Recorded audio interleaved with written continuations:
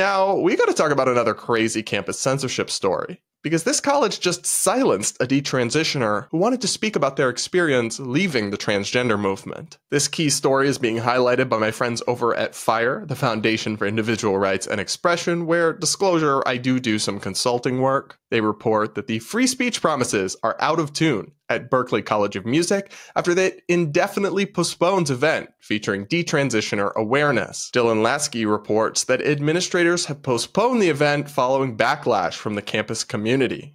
So that whole listen to trans voices thing sure went out the window quick when it's a formerly trans voice. Let's get some more details from FIRE. Disharmony and discord permeated the Berklee College of Music campus when an event organized by Simon Amaya Price titled Born in the Right Body, De-Sister and Detransitioner Awareness was indefinitely postponed due to backlash from the campus community. This topic held personal significance for Amaya Price, a desister, someone who once identified as transgender, but later reconnected with their biological sex. Amaya Price went through all the appropriate channels to get this event approved, but the mob still came for him anyways. Scheduled for October 20th, Amaya Price planned the event as part of his class project for Berklee's Songwriting and Social Change course. He voiced that Born in the Right Body was meant to raise awareness of trans desisters and detransitioners, the issues they face legally, societally, and medically, and foster open dialogue and debate. The horror.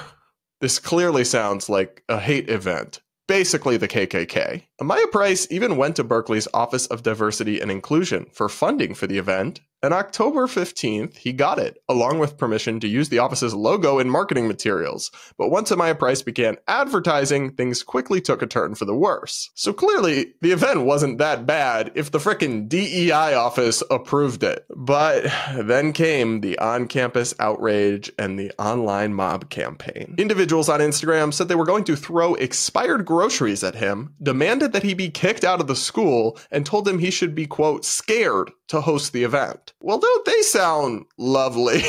Students also got nearly 2,000 signatures for an online petition urging the college to cancel the event, claiming it was expected to harm the mental well-being of individuals in the transgender community. I'm sorry, was somebody going to force these people to attend this event at gunpoint? If you don't like it, if you don't want to hear what they have to say, just don't go. How does that affect you at all? I will never understand this bizarre and perverse notion that people are traumatized by other people in a place they don't have to be, saying things that if they heard them, which they don't have to, would hurt their fifis. Give me a break. Transgender students at Berklee College of Music are grown adults, and they should have enough emotional resilience to tolerate the fact that somebody might talk about something that they don't agree with or like somewhere else in a place they aren't. Like, welcome to the real world, dear.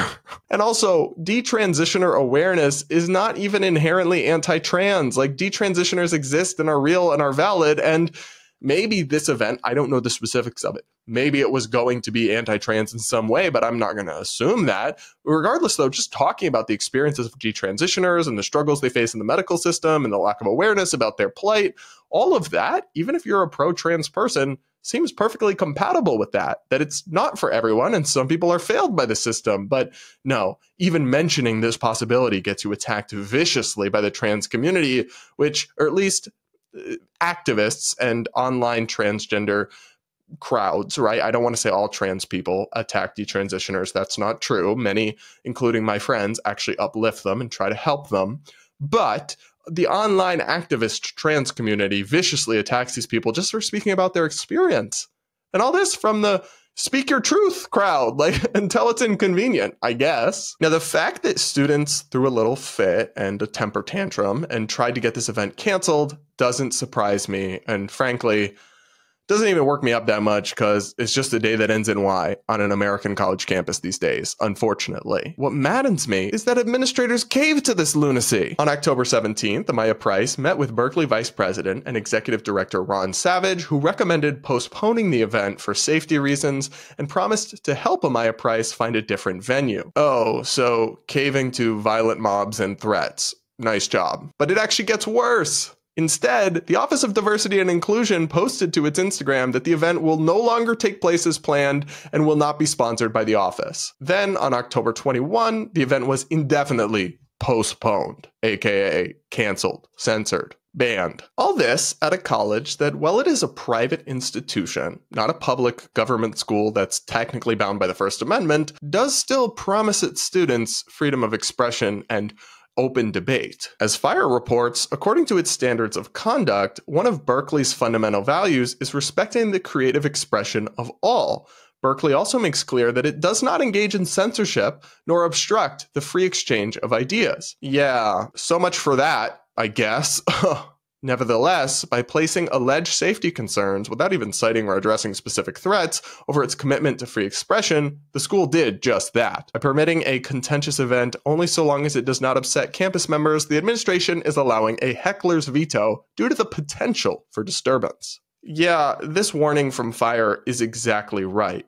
Campus administrators basically just gave the green light to mobs of students that if they throw a big enough fit, they can get any event or speaker canceled. And yet, this is supposed to be a campus with open dialogue and discourse. Sure, Dan. Even from the perspective of left-wing students or trans activists on campus, this is a terrible and misguided thing to do. Because guess what? If you want to bring your radical pro-trans speaker to campus next semester, other students who disagree with it can just make a petition and launch some vague threats and get the whole thing scrapped potentially as well. Like, this is not a game you should want to play. Undermining the rights of your political or intellectual opponents undermines your rights as well. I don't know how people across our politics just so constantly fail to understand this basic fact, this basic truth, this basic principle. I find it so absurd and so hypocritical that people in the trans movement or people who are allies would seek to silence and shut down detransitioners when their experience is valid and important and real as well. And I understand that these issues are contentious, but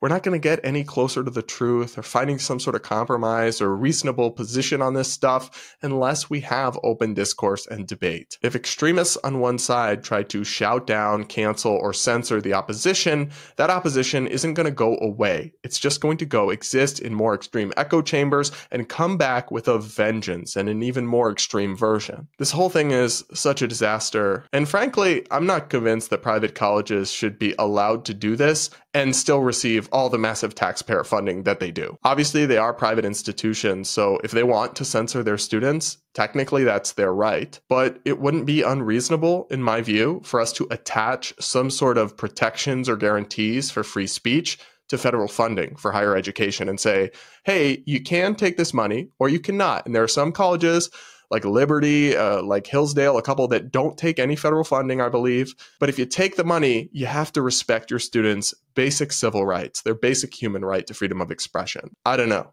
I feel like that's not too much to ask, but maybe I'm the crazy one. You guys let me know in the comments below.